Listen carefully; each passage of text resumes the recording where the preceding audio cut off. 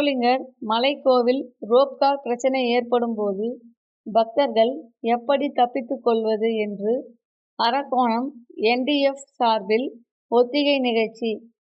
ராணிப்பேட்டை மாவட்டம் ஷோலிங்கர் யோகலட்சுமி நரசிம்மர் மலைக்கோவிலில் பக்தர்கள் வசதிக்காக ரோப்கார் செயல்பட்டு வருகிறது. ஒரு நாளைக்கு 1000 கணக்கில் பக்தர்கள் ரோப்காரில் சென்று சாமி தரிசனம் செய்துவிட்டு செல்வார்கள்.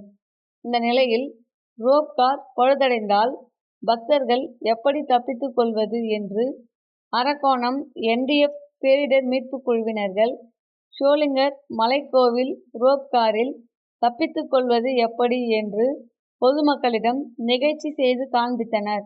உடன் மாவட்ட பேரிடர் மீட்பு குழு தாசில்தார் ரூபி, ஷோலிங்கர் தாசில்தார் செல்வி, கோவில் ஆணையர் ராஜா, பேரிடர் மீட்பு படை அதிகாரிகள் உடனிருந்தனர். நிலவன் டிவி செய்திகளுக்காக ராணிப்பேட்டை செய்தியாளர் சிவகுமார்.